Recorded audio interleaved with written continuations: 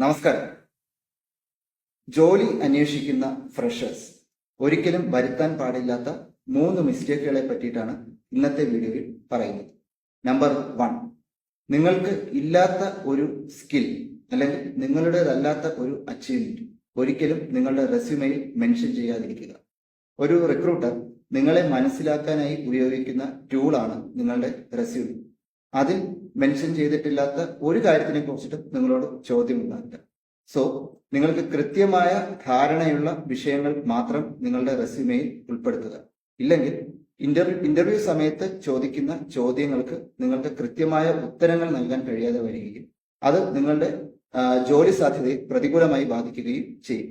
Number 2, ഞാൻ എൻ്റെ കഴിഞ്ഞ വീഡിയോയിൽ പറഞ്ഞതുപോലെ ഒരു സ്റ്റാർട്ടപ്പ് കമ്പനിയാണ് അല്ലെങ്കിൽ സാലറി പാക്കേജ് കുറവാണ് എന്നുള്ളതിന്റെ പേരിൽ ഒരു ഇന്റർവ്യൂ പ്രോസസ്സും നഷ്ടപ്പെടുത്താതിരിക്കുക.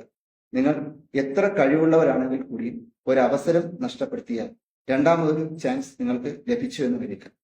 മൂന്നാമത്തെ കാര്യം, നിങ്ങളുടെ കോണ്ടാക്ട് ഡീറ്റെയിൽസ് നിങ്ങളുടെ റെസ്യൂമെയിൽ എപ്പോഴും അപ്ഡേറ്റഡ് ആയി വയ്ക്കുക. ഏറ്റവും ചുരുങ്ങിയത് നിങ്ങളുടെ ഫോൺ നമ്പർ അതുപോലെ തന്നെ ഇമെയിൽ ഐഡി, ഈ 2 കാര്യങ്ങളെങ്കിലും.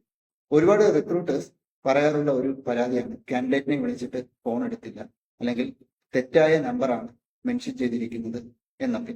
Never ever do that. നിങ്ങളെ വിളിച്ചു കിട്ടിയില്ല എന്നുണ്ടെങ്കിൽ വീണ്ടും വിളിക്കേണ്ട കാര്യം റിക്രൂട്ടർക്കില്ല, നിങ്ങളുടെ ഒരു അവസരമായിരിക്കും അതിലൂടെ നഷ്ടപ്പെടുന്നുണ്ടാവുക.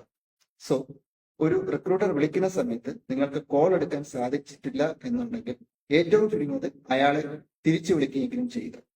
Please understand, not every call is a spam.